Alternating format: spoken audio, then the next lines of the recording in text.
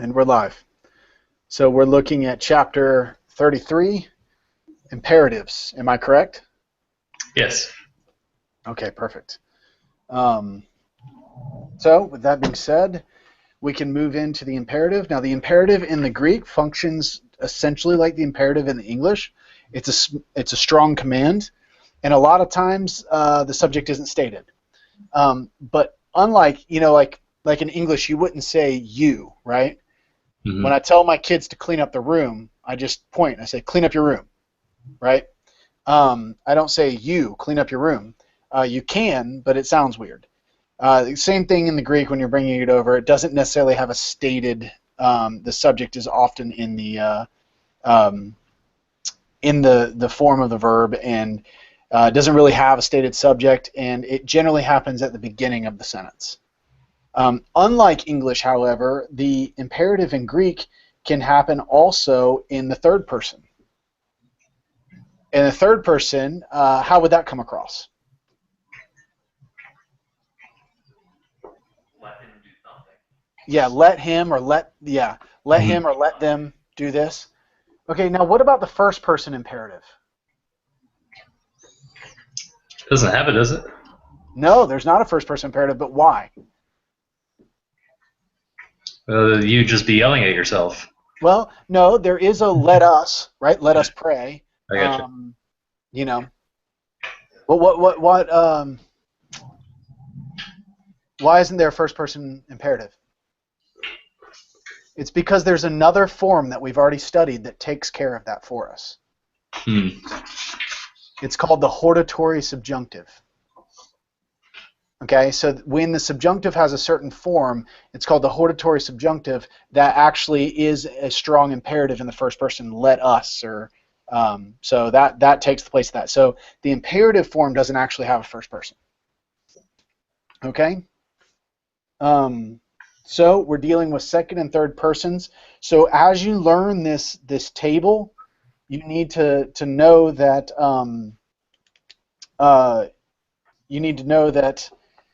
that there is no first person, so don't get confused on the reciting of it. So, and not just that, but the second singular has a unique form to each verb.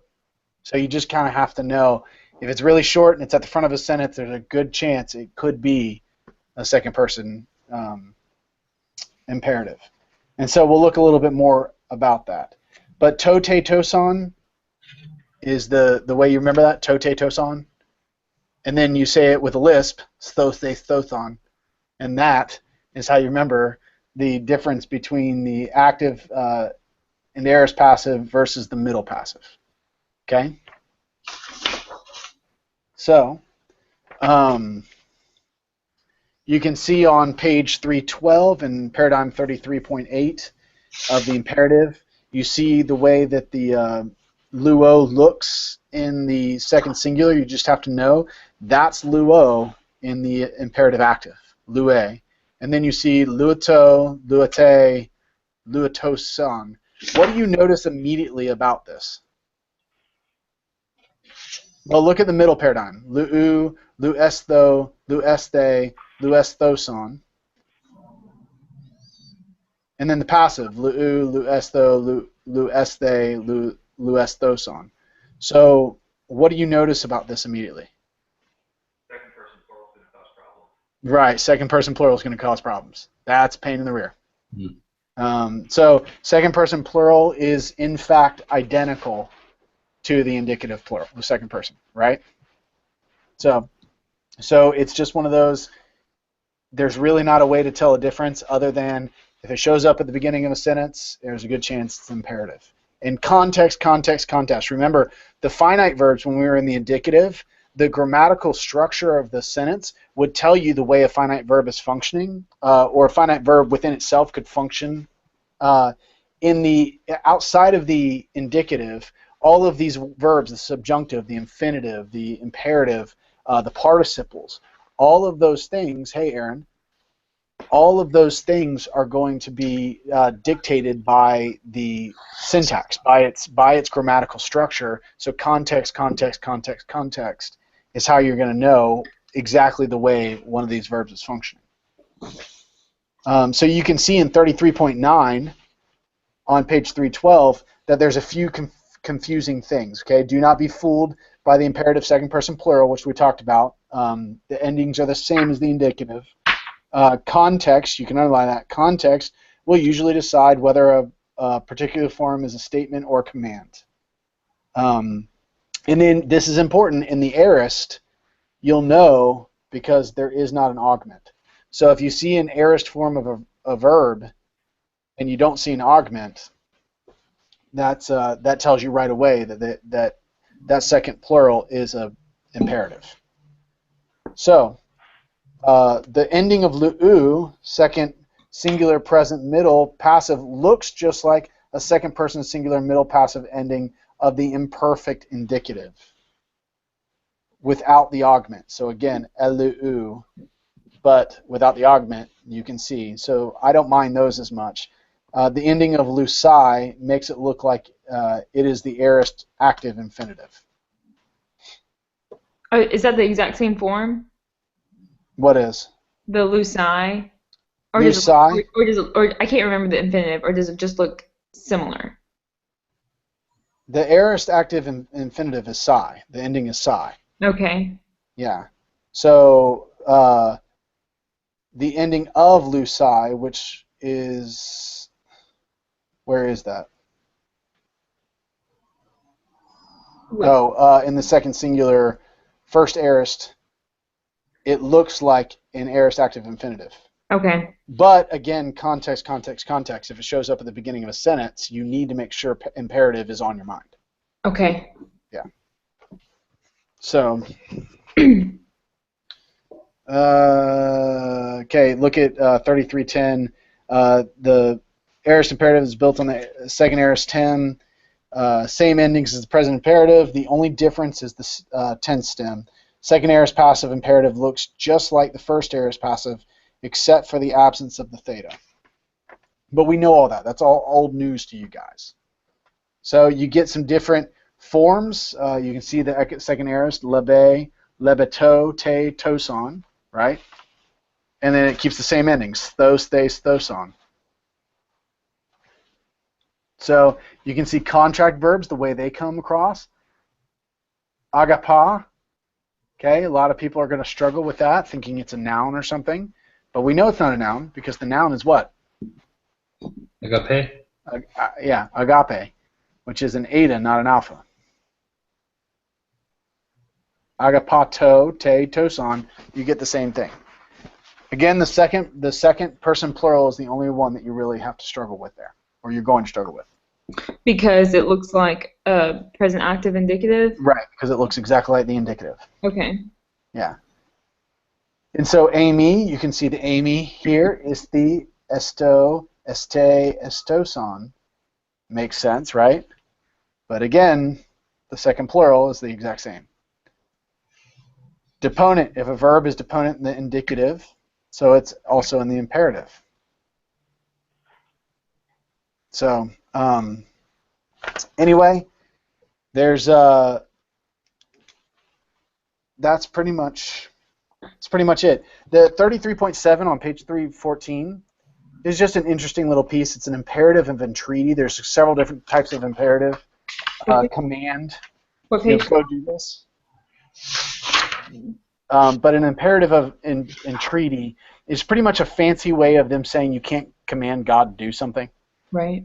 So basically, all of the prayer, Jesus' prayer, when he teaches the disciples how to pray, the Lord's Prayer, all of that, it's filled with imperatives. And so it looks like Jesus is going, Lord, do this, and Lord, do that, and Lord, do this, and Lord, do that. But it can't come across that way.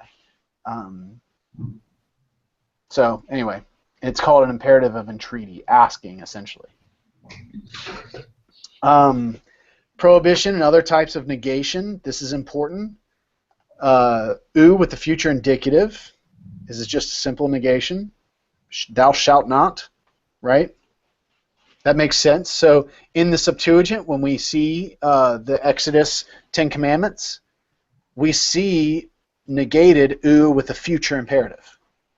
Thou shalt not, right? That's easy enough. May plus the present imperative.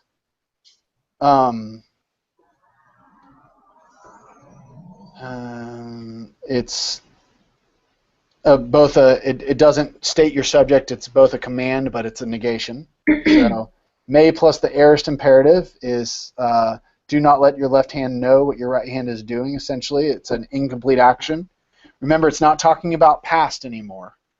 That's not what the imperatives do. That's not what the non-indicatives do. May plus the aorist subjunctive. This is a very, very strong no. And it's more strong than just the oo with the indicative.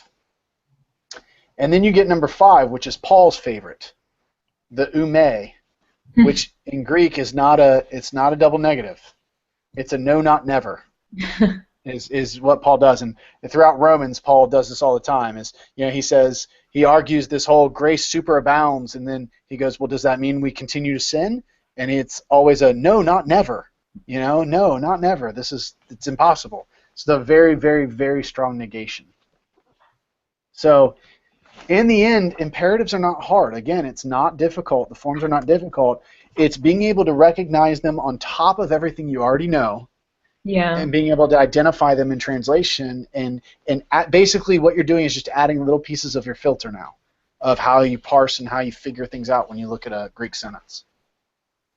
So, any thoughts, concerns, or questions on that quick overhaul? I do, but you might have already covered it. So. Okay, well, go ahead. It can be repeated. Okay. I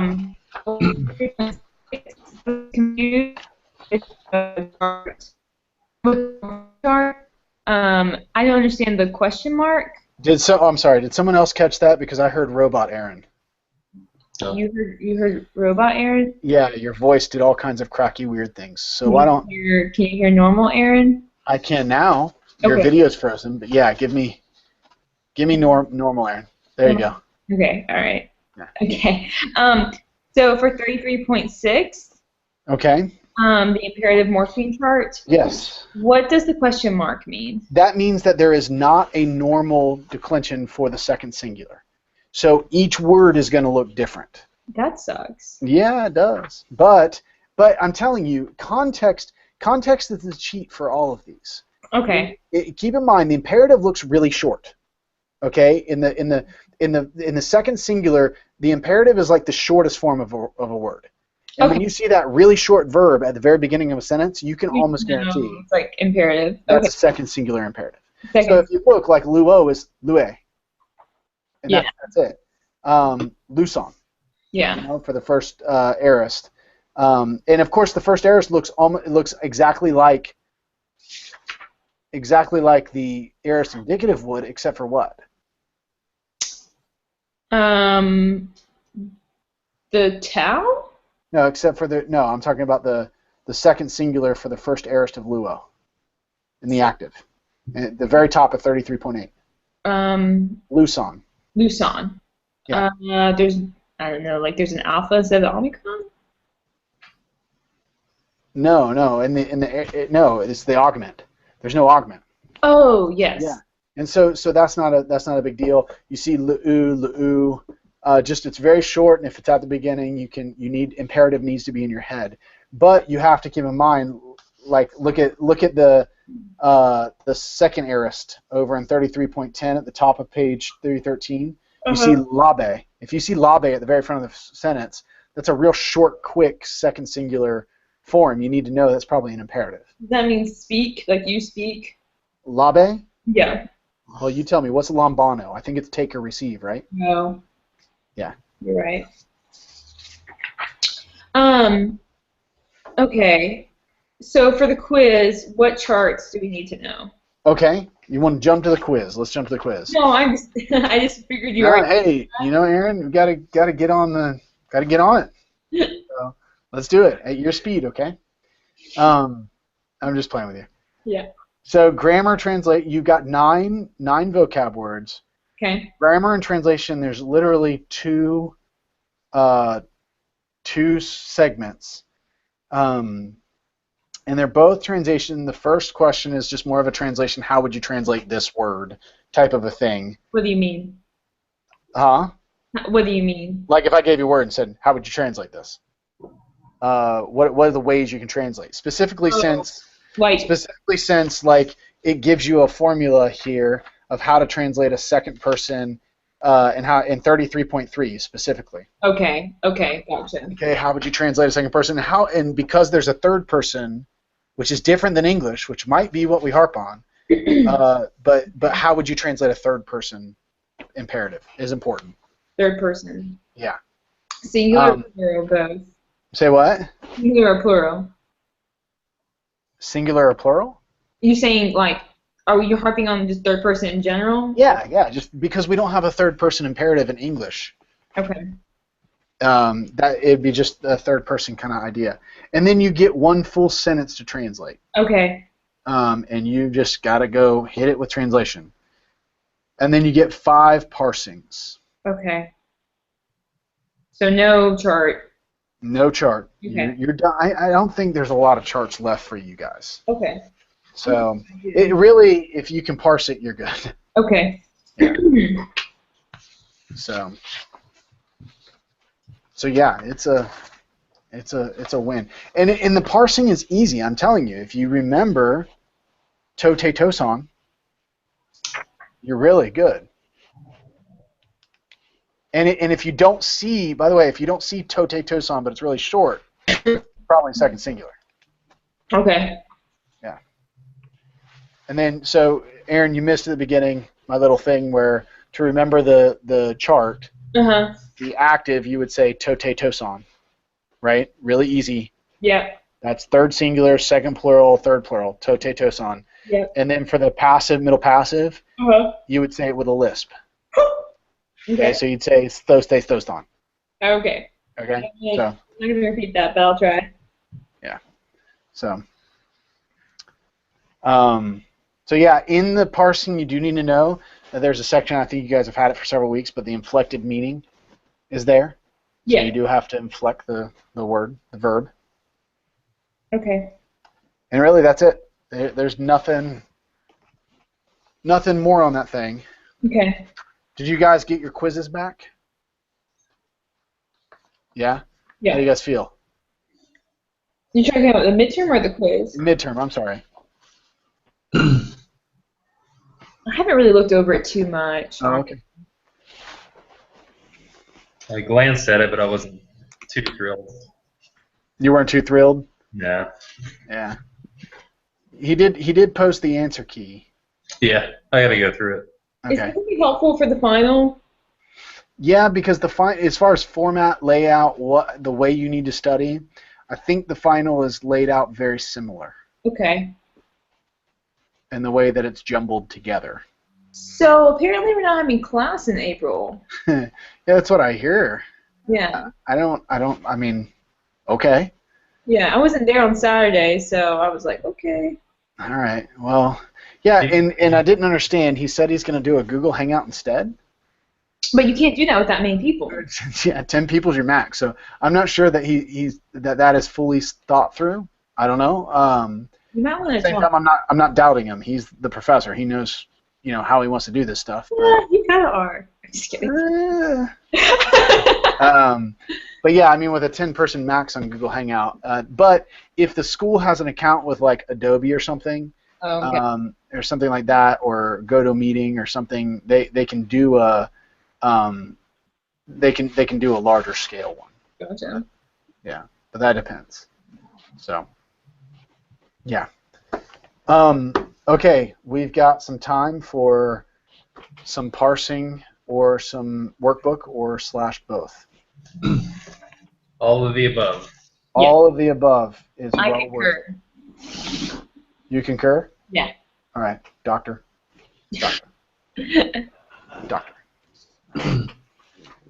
Okay, let me find a sheet of paper here. I'm so happy we didn't have a quiz last week. I didn't know that. I didn't either. I'm sitting here like waiting for people to sign on. About 45 minutes goes by, and I'm like, okay, well maybe I'll just do a thing. And then finally I get a text. Somebody goes, hey, this is a bye week. And I was like, oh, that would have been good for me to know. We're not doubling up on a quiz, are we? No, I don't think so. Okay, good. You don't have a lot left, guys. Y'all are like, you guys are veterans. I'm no longer the tutor. You guys are chums. You're just compadres in Greek. The pupil has become the master. That's right. You guys have become the masters, especially with all your discourse analysis and word studies and eventually your exegesis papers. Good work, guys. Tear it up. Make it happen. Okay, let's do this thing.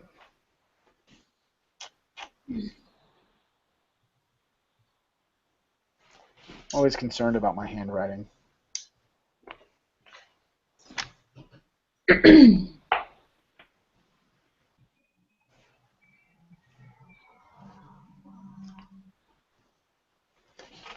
All right.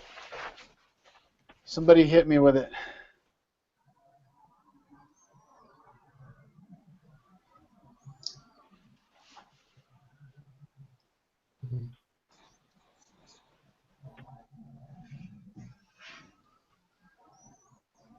Third plural, aorist, I'm sorry, present active imperative from Buckle. Good. Yes, and how would you inflect it?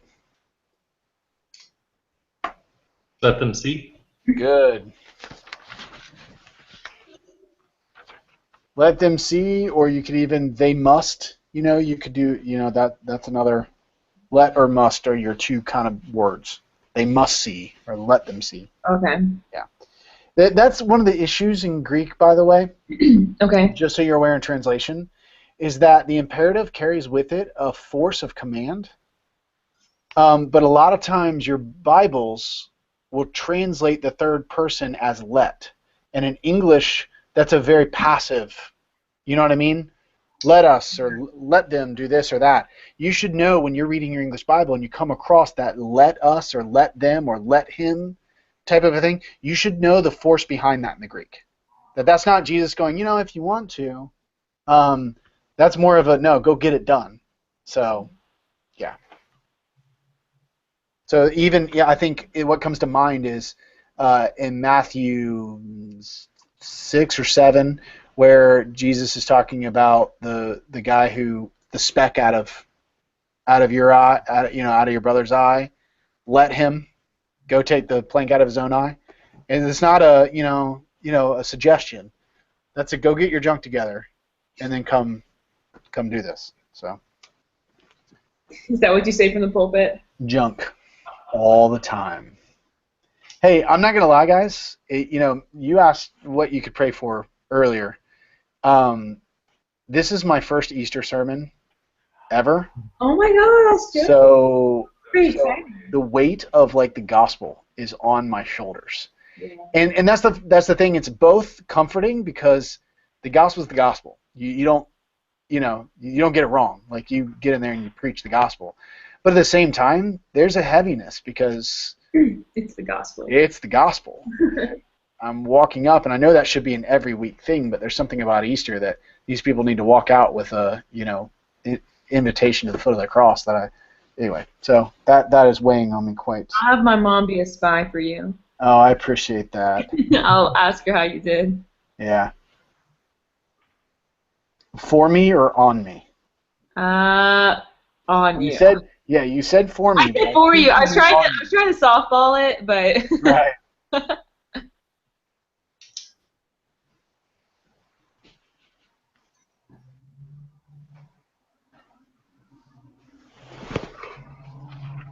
All right.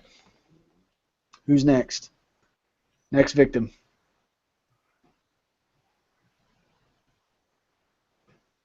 That's an aorist passive third plural from Gnosko. Good. What did he say?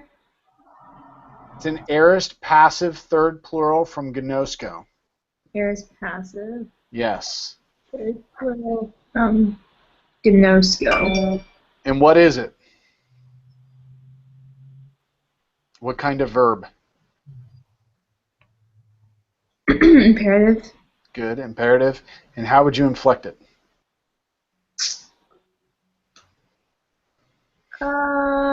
Let them be known? Yes. Let them be known or they must be known. Sorry, Eric, I kind of did that. Yeah. Good teamwork. Now, why would you say that that's passive? Because I didn't see stoson with the lisp.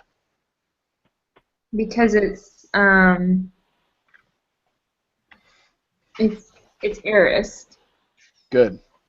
Because it's aorist, and you see that theta eta is what gives it away, right? Mm-hmm. Yeah. Okay. Good. Good.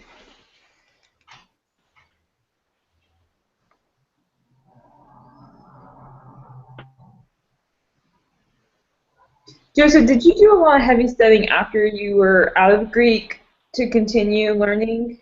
Like, did you make them a part of your routine? What do you mean? Like, did you continue studying a lot of Greek even after? Grammar-wise, Yeah. not that much. I mean, I was forced to in my summer exegesis because I had to learn more about participles and genitives and datives. Okay. A little bit in Palmer because Mounts just scratches the surface with those things. Okay. So Wallace became my man crush for the summer. Got it. And he really does open up wide open the doors for you on all this stuff. Okay. And as far as that, I really at some point, and this is where you should be, you get focused on translating. And so I'm lucky because in my profession I use it weekly because I translate every text for preaching. So it definitely is a help. I can see how though people who do this and then don't preach or continue to translate how they lose it. Yeah. But yeah, That's you don't want to lose it. Yeah. You've put too much into it. All right, next victim or victims, since you guys like to share. I'll do it. All right.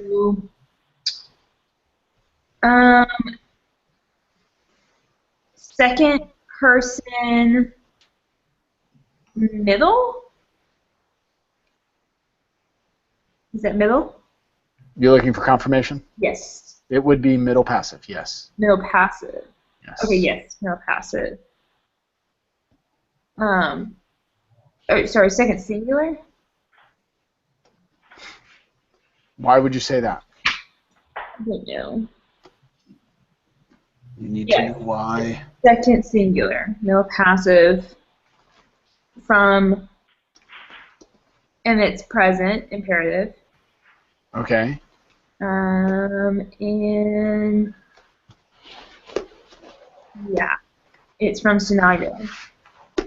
Okay, and inflected. Gather for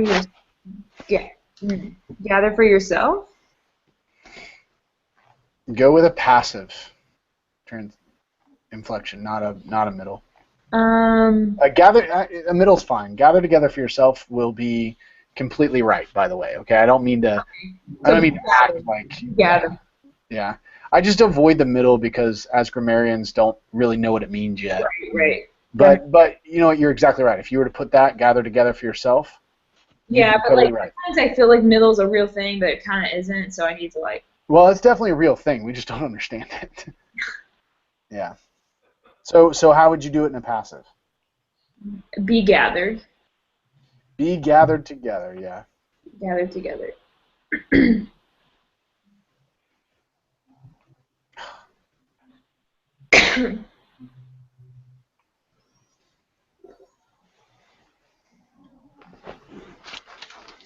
Okay. Next victim.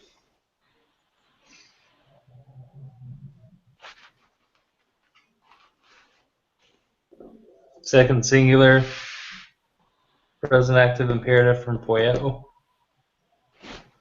Second singular, present active imperative, poieto. Good. And the inflection? Do. Or make. You do or you make. Not. Wait. Hold on. What did you? Hold on. I'm sorry. How did you parse that again? Second singular, right? Okay, but that looks to me like the first ending, which is not second singular. Second singular has a question mark. Oh. And it's really short. Oh, third. No, I'm sorry. Yeah. To, te, toson. To starts at third singular. Yeah. So him, she, it be gathered or be done. Say it again. I'm sorry. So let he, she, it do. Good. Perfect. Perfect. Good stuff. Let it do. Let it do. Okay.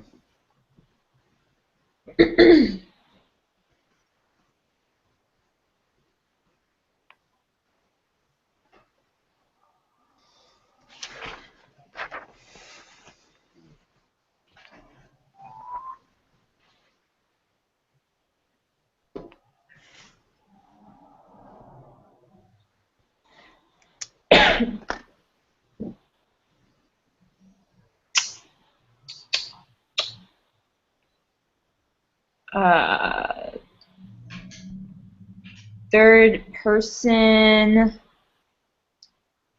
singular, present, middle passive, imperative.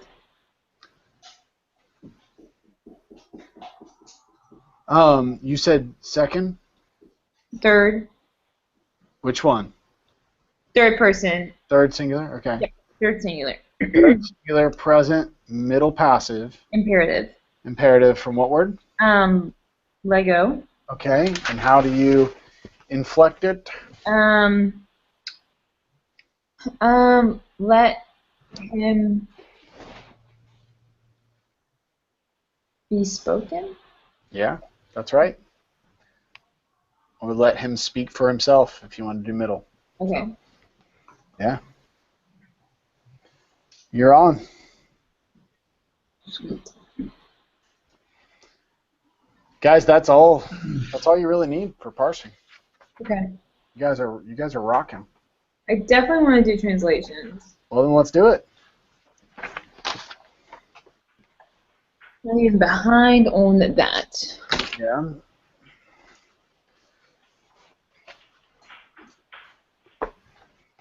You guys comfortable? Yes.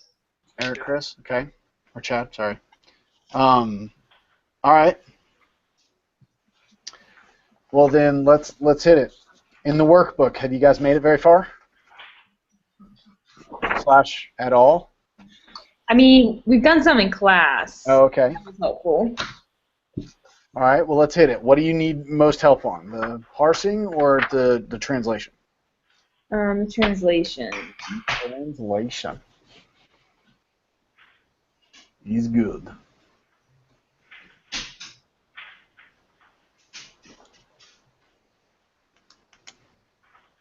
I did number 1, but I haven't done number 2.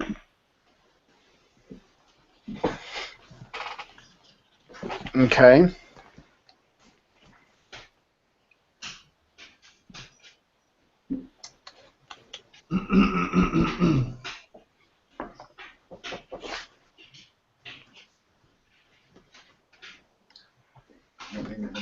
It's all right. Hold on, guys. No, it's okay. Come on. I saw your truck outside, Uh-huh. and I'm heading down south in the morning. Okay. You need anything sent down to your dad, or your dad down there? No, I'm actually my mom. I'm picking her up from the airport tonight. He's heading back up here on Wednesday. So Wednesday? tomorrow. Yeah. Okay. So we'll be crossing paths. I think he's going up West Coast. Okay. Yeah, we're gonna meet over at Steen Hatchie, I think. Okay. I just saw your car, and I thought I'd ask. Thanks, man. I appreciate it. What are you heading down for? See what I'm taking a friend of Daniel's. Okay. You know, Nice. But I always stop in and see your dad. But Yeah. he's not gonna be there. No, he won't be there this time. Absolutely. Thanks, sir. Sorry, guys. Okay. Let's do this thing. Are you wanting to jump like to something a beast like 7 or 8, or are you wanting to Let's do a little bit of a warm up? unless the guys want to, which I'm totally fine with. All right, chicken. Let's do this. I was trying to think of a clever comeback, but I couldn't. So. Because you know it's true. Or maybe I just know my limitations, trying to ease into it. Yeah, I tell you what, when you open up that Greek Bible, though, and you start doing your quiet times, and you're just going to do it straight out of the Greek, there's no known limitations there. You just got to do it. Okay. Thank But you. no, let's do a warm up. Thank you, Master Joseph. No, I'm glad you said that because I need to warm up. Okay. Can we do number 2? Number 2 sounds like a plan. Who wants to jump it?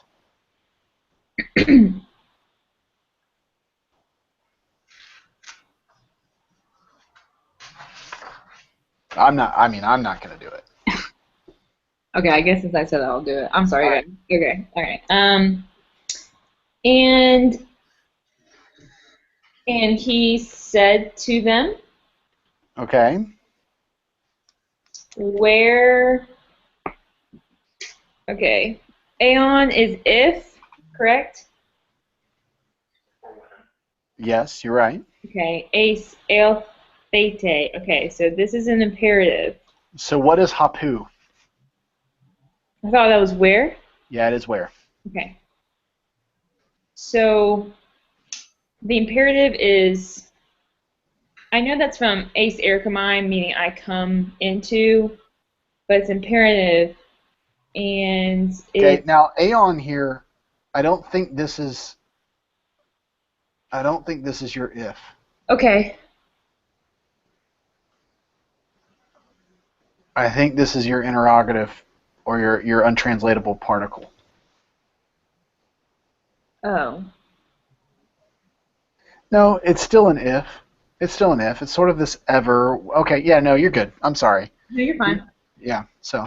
So it's passive, so that sounds weird, but it says, it's, okay, so ace el thete Okay.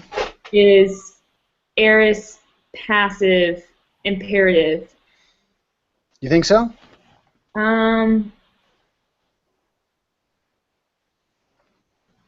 Well, it doesn't make sense, but since we're in the imperative, that's what I was thinking. But is it indicative?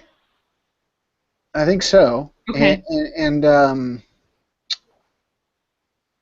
I would say that I would ask you again, what's the form of this word?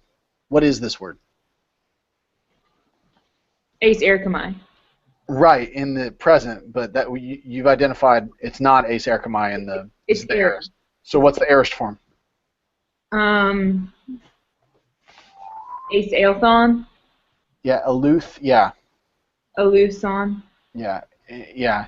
So alooth is sort of and so that theta is a part of the word. It's not an identifier for passive. Okay, so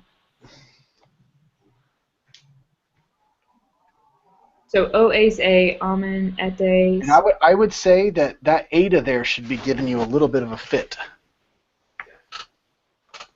it should give me a fit. Yes.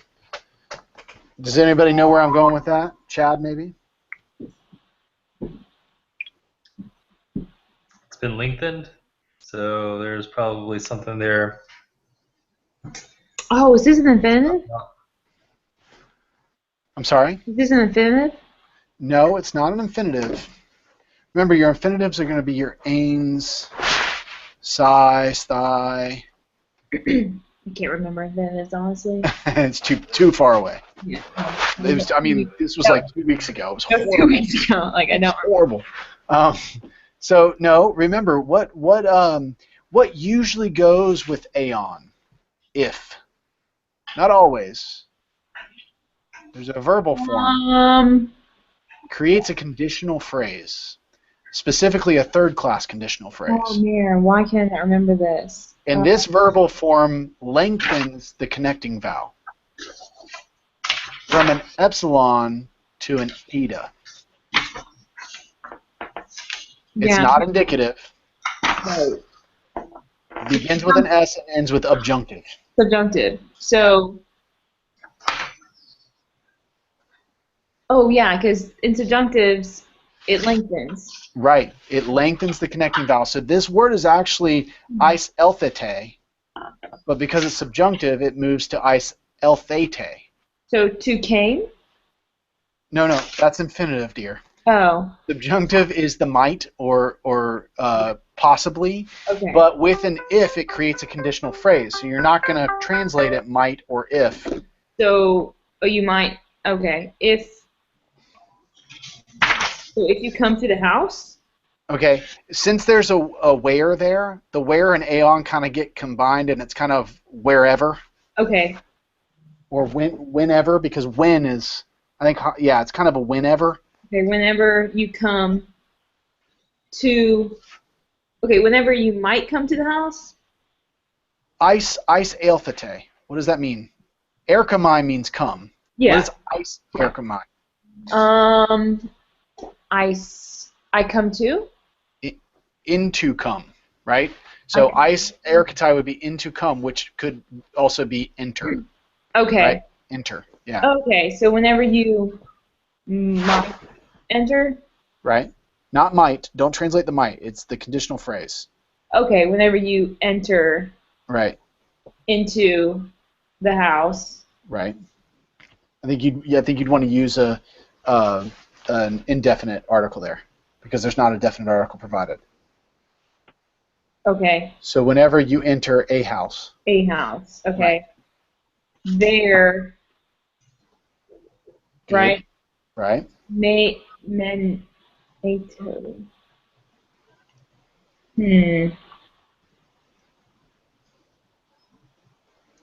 What verb does that look like it's from? Meno. Good, which means? There I remain, or there you remain. Okay, good. There you remain. Is that as? Heos? No. Oh, while? Just?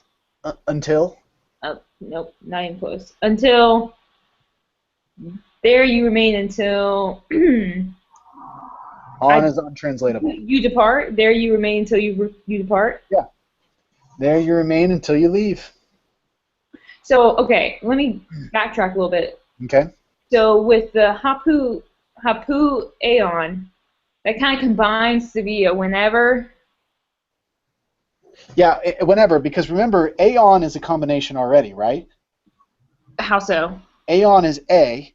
Yeah. Which is if. Yeah. And then on is the untranslatable particle. Okay. So, and it kind of makes this kind of whatever kind of unsure. Okay. Right? So aeon itself is already an if ever. Okay. Thing. And so hapu is kind of this whenever. Okay. Yeah. So those combined create that. Yes. Ace el thete is subjunctive.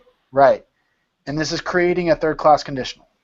So that's why we don't translate it as with the like might. a might, or you translate it like a normal verb. Okay. Okay. So whenever you enter into a house, there you remain until it's sort of this until whenever you leave. You know. Simple enough. Yeah. Cool.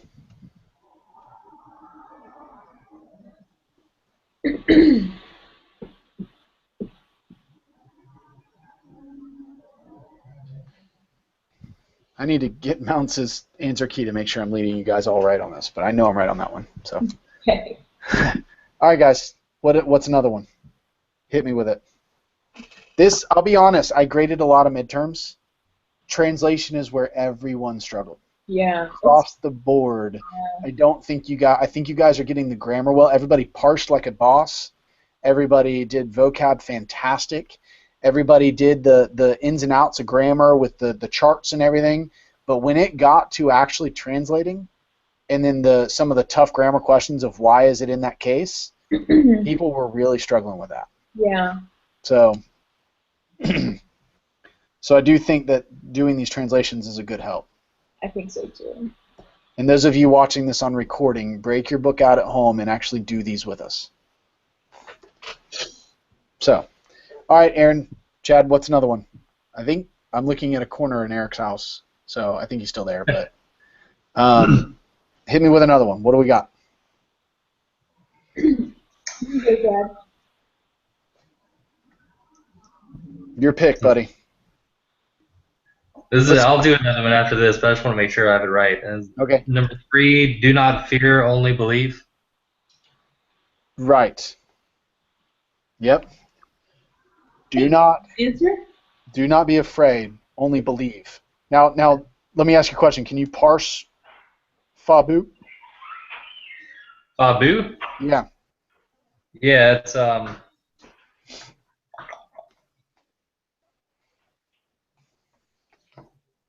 Babu. Is that present active imperative? Second plural? It's a second singular. No, it's middle passive. That's right. Second singular, Right. middle passive. I don't. Yes, second singular. No, I don't. It's Yes, deponent because yeah, it's it is middle passive. You're right. Second singular, middle passive. You're right, and it's an imperative. Yep. Now, can you parse pistue? Pistue. That would be a second singular. Present active imperative from pistua. Good, perfect, good job. So, Fobu, it's deponent? Mm-mm. It's Well, yes, it is. Phobetomai. Yeah, yeah, that's what I was trying to say. Middle passive, or would you say deponent? it's deponent. You're right. Yeah, it would be parse deponent. No, good catch, Aaron. Good So, call. would you translate it as do not? Do not. Yeah, it's still it's deponent. Deponent as a deponent, it makes sense, right? Yeah. Because it's still don't be afraid, Right. don't fear. Yeah. Those sort of say the same thing. So Yeah. its deponent sort of makes sense. Yeah. Yeah. And do number 5 too. Yeah, let's do number 5. Okay. It's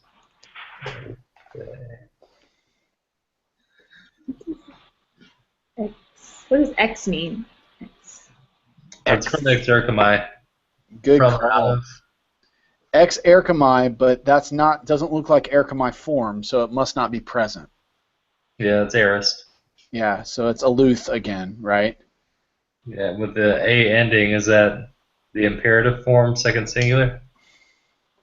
Yeah, you're exactly right. Yep. And you do remember the reason that has an active form is because in the aorist, X erkamai is not deponent. Right. One more time. Okay, erkamai Yeah. in the present is deponent, but in the aorist is active. It is not deponent. So that's why this is taking an active ending of this. Okay. Because in the present it's erkamai, in the aorist it's elthon, Right. which is an active. Right. Okay. All right, so keep going. So go out from, then out 2 would be the genitive form of Altos, right? You're right. Why So- is it in that case?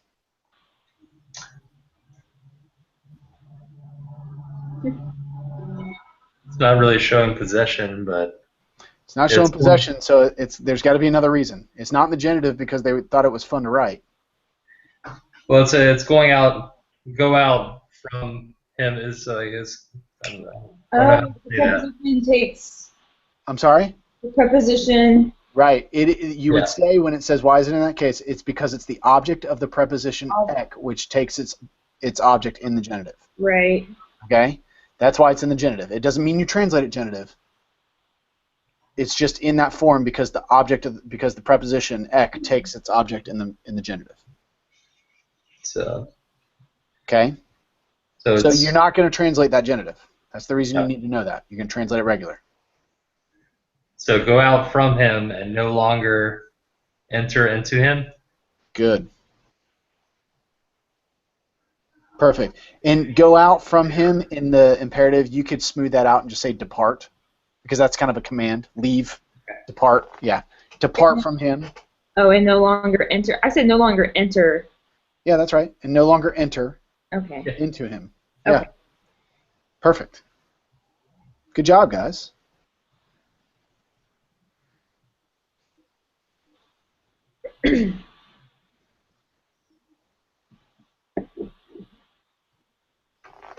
All right, you guys ready to do a dirty?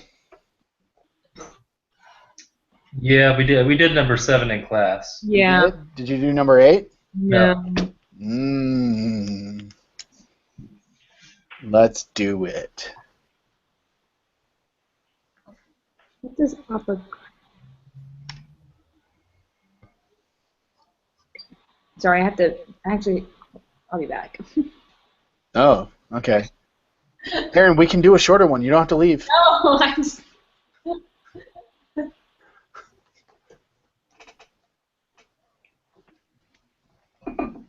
Okay, it looks like she gave it up to one of you guys.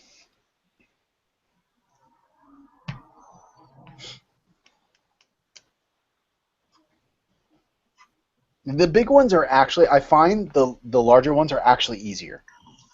Mm-hmm. Because you're getting context and you can kind of flow the whole form. So I like taking big chunks. That's why I loved exegesis so much better. When I get these one-liners, I have a hard time going, that word, I don't know if that's right or not. But when it's in a big chunk, you have a better chance. Okay, so what does apokrites mean? Participle. To accompany or follow. I'm sorry? To accompany or follow. No. I don't think I have another word. What word am I thinking of? You're right, though. It is a participle.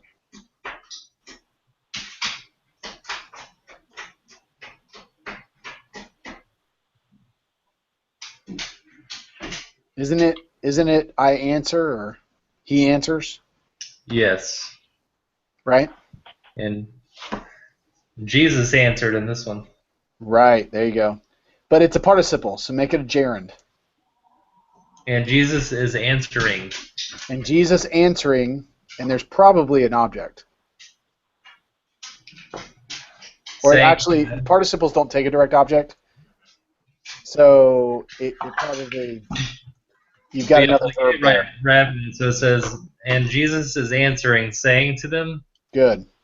And Jesus answering said to them. Said to them. Yeah. Good.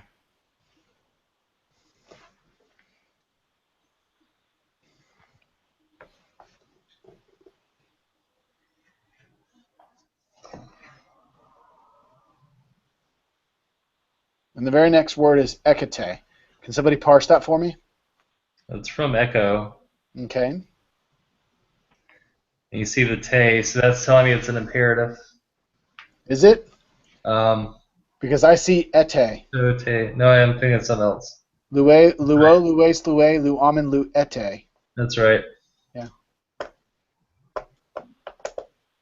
So, present, middle passive, indicative, second, plural from echo.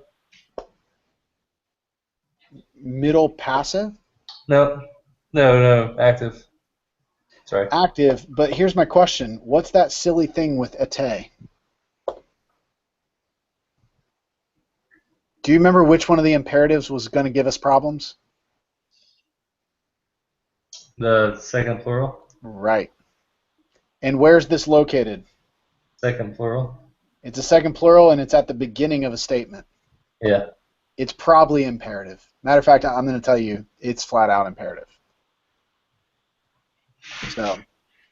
So it's a second person plural, present active imperative of echo. Is that confusing? A little bit. Yeah, it is. Yeah, it is. It's okay. If you received, here's the thing that bothers everybody. If you received this word in a parsing chart, and it just said ekate, I want to be clear with you. If you parse that as second person present active indicative from echo, you would be absolutely right. There's no way you could be taken off for that. If you receive this in a parsing chart, ekate, and you parse it as second person plural, present active imperative, you'd be exactly right. So both of them are exactly right. But in this translation, since we've got an introduction of a quote that says, and Jesus saying or answering said to them, and then you get kind of this, you see the punctuation there, and then you're beginning a quote, this is what Jesus is saying, because it's at the beginning of that, it's functioning as an imperative. And plus, it's Jesus commanding them. Right? Yeah. So context is going to tell me there that this is absolutely an imperative. There's no other way to take it. So keep going. What is he saying? Have faith in God. Perfect. Now, why would you say in? That looks like a genitive to me.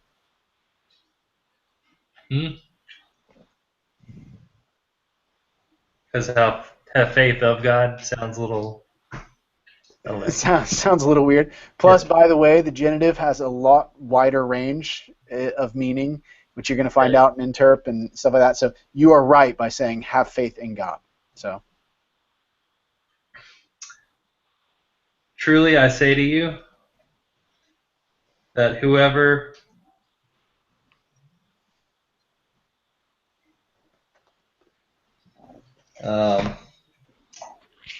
okay.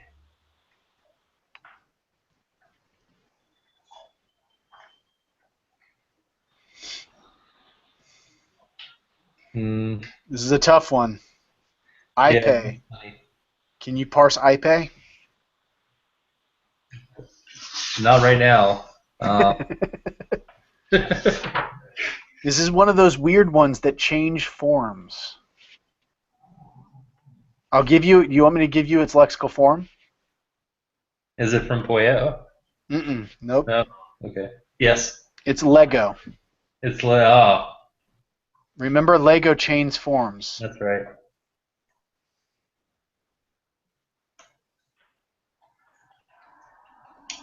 And now you still have to figure out what kind of verbal form it is and everything. Lego. Hey. It's gonna be Eris, right? You're right. It's going to be Aorist. It's short, so I want to say it's imperative. No, it's not imperative. It's not at the front. And not that imperative has to be at the front, but I know. it's I not just the want to front, make and it everything doesn't- imperative in this chapter. Yeah, you want to make everything imperative. But it doesn't make sense to be imperative. No, it doesn't. It doesn't fit whoever, No. and then it's not really a command point. So Okay, so OA to A, so would it be third singular? I think you're right. It's still aorist active imperative, aorist active indicative. I don't actually think this is indicative, man. I think it's outside of the indicative. Okay. So what are your options out there? What about infinitive?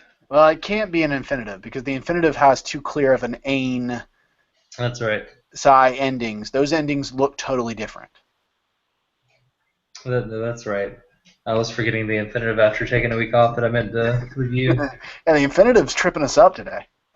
Well, I was just saying that because I'm thinking to say whoever to say. No, that still doesn't make sense. Let's see. Subjunctive. Good. I think it makes sense Lengthen for vowel. yeah, whoever might say or whoever would say. Would say.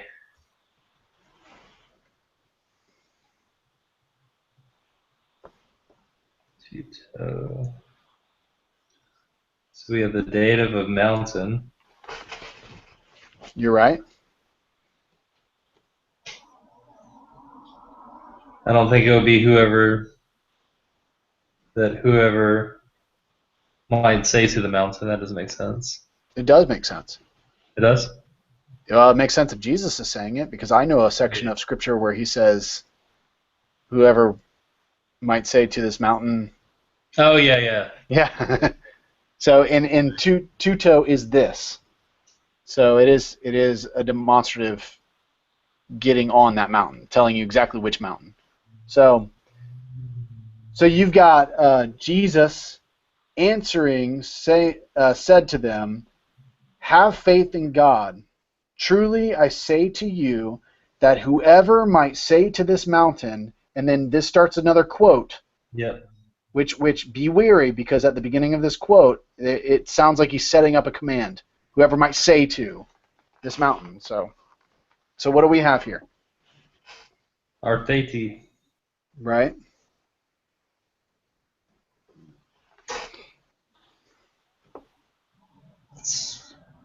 So I'm gonna say that's Aorist of Archimai. No. Mm-mm. No, never mind. I was just going with that. Yeah. Good try. So, no.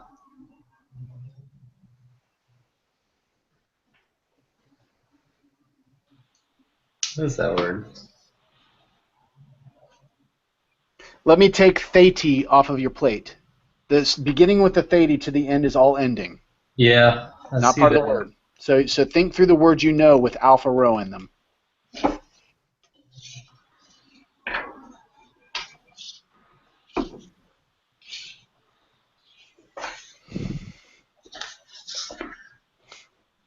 I know what I want to say. Well, tell me what you want to say, and I'll tell you if it's right or wrong.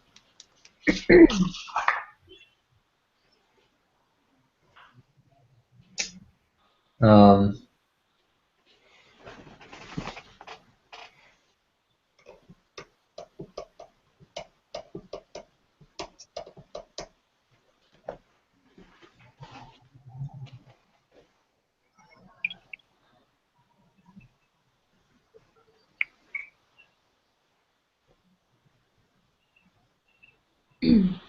There's a lot of verbs in this one.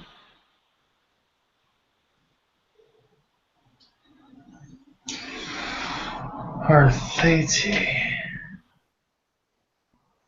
And that's a word we know? It is.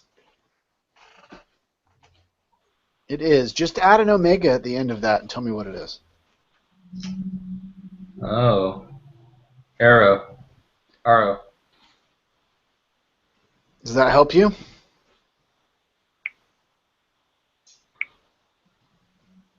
That's a raise.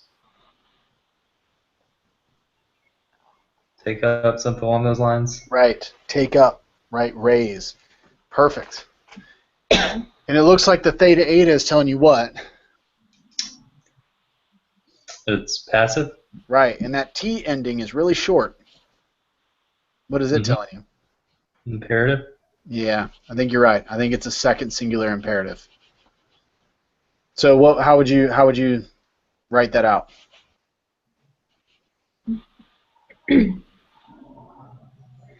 So truly I say to you that whoever might say to this mountain, rise. Well, it's passive. Take it. Oh yeah, be taken up. Right, be taken up. Perfect. Be taken up and blathety. Blathety.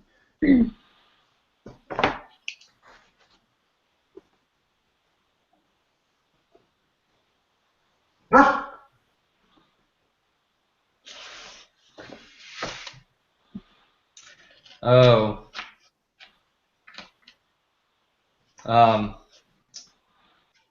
Ooh, is that Eris Trimbalo? Perfect. You're exactly right. And be thrown Yes. into the sea. Yes, perfect. So whoever would say to this mountain, be taken up and be thrown into the sea. Where are you getting, okay, be taken up? What is the tuto opeseti? I'm sorry, say that again? The tuto opeseti? Okay, well, tuto is at the end. That's a punctuation behind tuto. So don't put it together with artheti. Tuto is going with mountain and saying this mountain. Okay, and that toe, what does that mean? To is just telling you date of mountain. Tuto is a demonstrative that's agreeing in case, number, and gender and functioning like an adjective. No, I'm talking about the toe in front of the mountain. Right, it's telling you that mountain is dative. It's an indirect object, to. Oh. So whoever might say, or whoever would say to this mountain. Got it. Got it. Be taken up and be thrown into the sea. Okay. Okay? Keep moving. And Diacrite.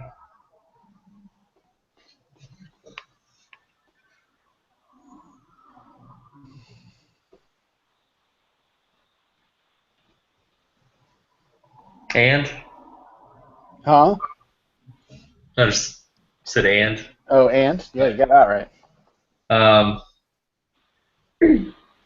Diacrite. It gives you that one. Oh, yeah. So, and do not waver, and does not waver, right. does not waver. Oh, yeah. The Aethers. Does not waver. In his heart. Right? Perfect.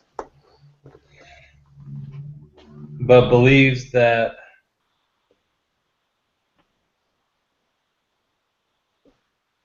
Lale from Laleo. Mm-hmm.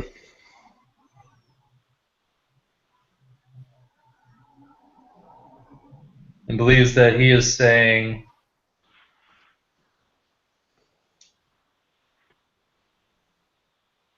Genitai. It's from Genomai. Right.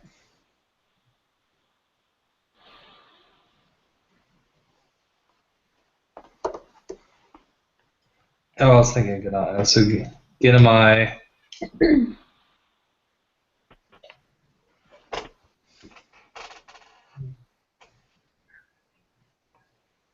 Does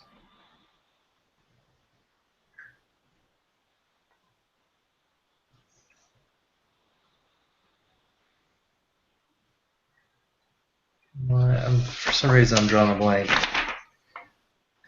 I keep on wanting to go back to Ganao. Does anybody want to help out? It's a third singular. Third singular from what word? Ginamai. Ginamai. Yeah. Become. Okay. No, sorry. Yeah, so I was become or blanking on the meaning. become, happen, Yeah. kind of a thing? Yeah. So in his heart, but believes that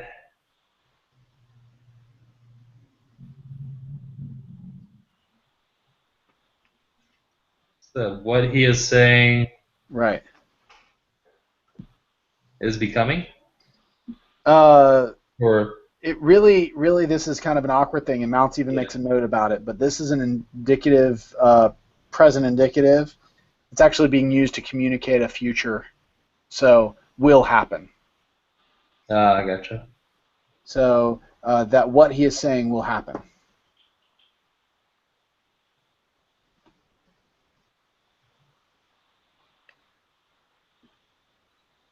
And then finish out that sentence. Estai auto. Okay. Estai.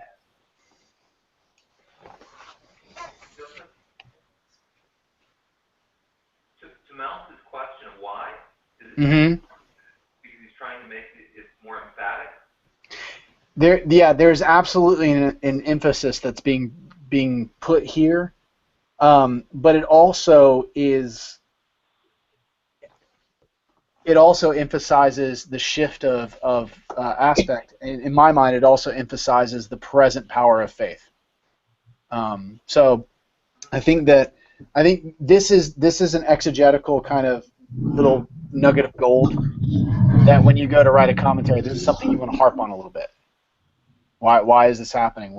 Because the author did this on purpose. He didn't make a mistake. He did this on purpose. What's the reason? He's banking on the continuous aspect of the present as opposed to the undefined aspect of the future. Right. Got it. Yeah, and everything around it's going to be future. If you notice, the future verb that comes directly next gives you the hint that it's coming. Yeah. It drives me a little crazy when Mount asks questions at the bottom and he doesn't answer them. I hated that. I hated that with a passion. I need questions to be answered in my life, not asked. So, Chad, are you still working? Yeah, I'm just kind of thinking through it. Okay. So read the whole thing, what you have this far. So, and Jesus answering said to them, "Have faith in God. Truly I say to you that whoever might say to this mountain, be taken up and be thrown into the sea, and does not waver in his heart, but is believing what he is saying will happen." Is that a relative pronoun? Yes. That's where you get the what. So it would say, but believing that what he is saying will happen. Okay. And then what do you do with this esti alto at the end?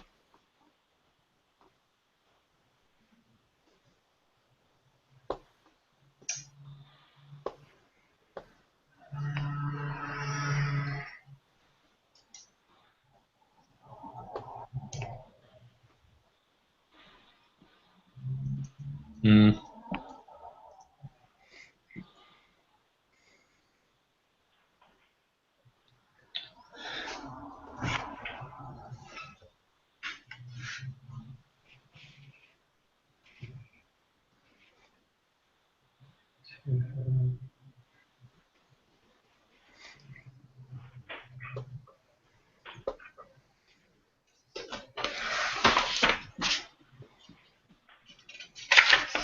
Are you just still working on that? On the esti alto? Yeah, I need to go back and review. Okay, esti is the future to be. It's future Amy. That's for okay.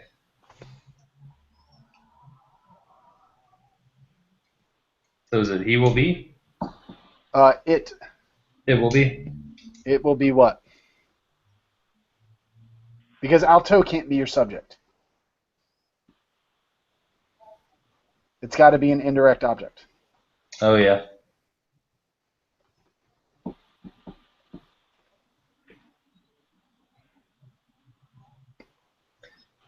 You have estai, so your subject's in there, right? Right, which I'm telling you is it. It's, It will be. it will be this. Or that. Or No, no. that's not a demonstrative. Alto is still just a pronoun. So it will be to him or it will be for him. Oh. Yeah. So in the end, it says, you've got the idea. Anybody might say Yeah. to this mountain, be taken up, be thrown into the sea, and he believes, he does not waver in his heart, but rather believes that what he is saying will happen, it will be for him. So basically, it will happen for him. If he believes in his heart that what he's saying it will happen for him. Does that make sense? Yes. Okay.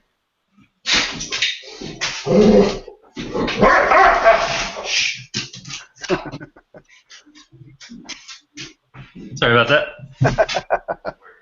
I love it. All right, we have like one line and like two words left. Let's kill this number 8. So through what? Now wait a minute. I say,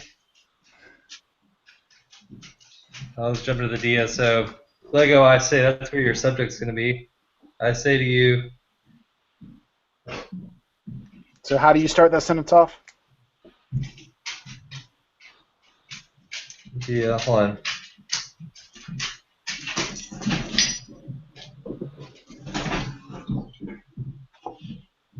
So through him, I say to you.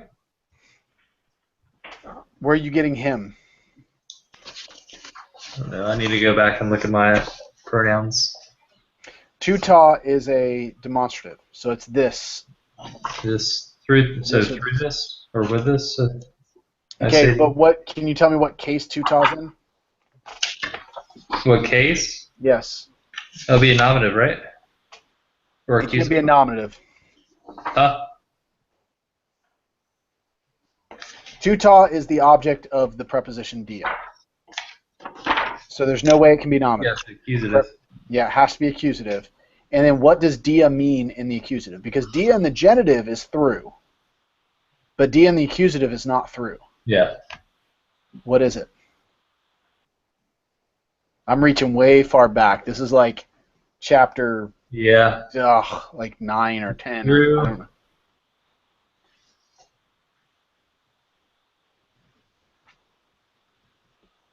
Prepositions are the devil in Greek. They've just got too many meanings.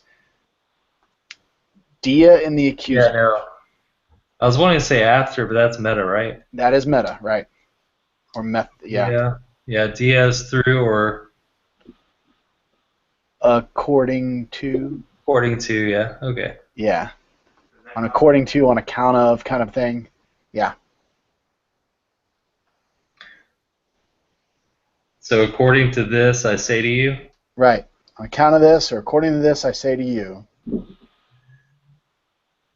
All Panta. Hasa, is that from Hasas? Sort of the same thing, or Panta hasa. Yeah. So it's kind of all ever or whatever. yeah. Yeah. Ever all. Could be everything. No. Sure. Yeah, it could be. It could be all things, or, but it sort of has this whatever in it. Okay. Yeah.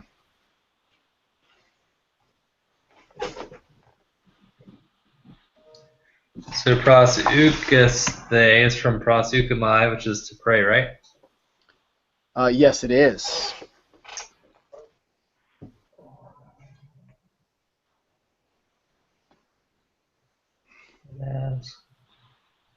So all ever, whatever you pray for and ask.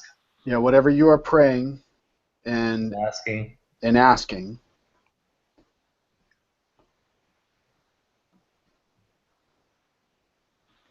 Believe that's from Lambano, so you will receive it.